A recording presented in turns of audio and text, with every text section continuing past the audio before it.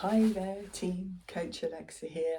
I've been reading again, and similar to a video a while back, I've been reading books that aren't specifically running related. I think as a coach over the years I've been doing this job, I've become more and more aware through the reading and the research that I do, and also working with the individual runners that I do, that just looking at the running training aspect of them as an individual is only a very, very, very small part of the picture. And actually there's lots of other stuff that's going on in their lives that impacts their training, how their training goes, and also how their body recovers from and adapts to that training. Now, it's with that perspective that I read this book, When the Body Says No. The gentleman that's written it is a medical doctor, so it's very much written from a medical doctor and health perspective. So it doesn't reference particularly anything sporting with any great level of detail. However, I found it very useful to read about and read the evidence behind how much what has previously gone on in our lives, stressful or horrible situations in the past and in the present, and also how we kind of deal with those as individuals impacts our body, impacts our brains, our digestive system, our immune system, our cardiovascular system.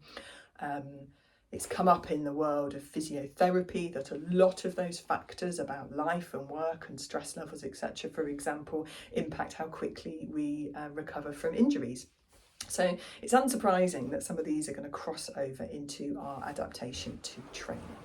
So some of these things we can't avoid, right? There might be stressful situations that you're having to deal with personally or at work.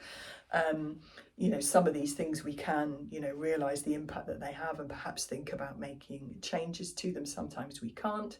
But some of the things that we can control, I guess, is how we can prioritise ourselves. So one of the themes from this book is that if you are perhaps the kind of person that always puts others before yourself, struggles to say no to things, will kind of really prioritise that energy to others, you're putting yourself in a situation where you're more likely to be sort of stressed. It's more likely to be a challenge to your gut, your nervous system, your immune system, for example.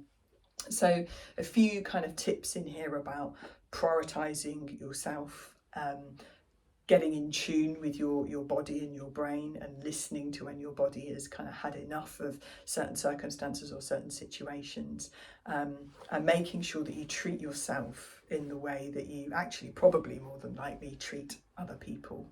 So be as nice and as supportive to yourself as you are to others. Easier said than done, isn't it? But there's some great kind of learnings at the end of this book that can help with that. So it's an interesting one. It provided me with lots of food for thought around running coaching. I've certainly have worked in the past and work currently with people who have some quite challenging situations going on in their lives, and I see sort of firsthand how it impacts them as a whole person. And running is a very small part of that whole person that you are. So something that impacts you as a whole is going to impact your running.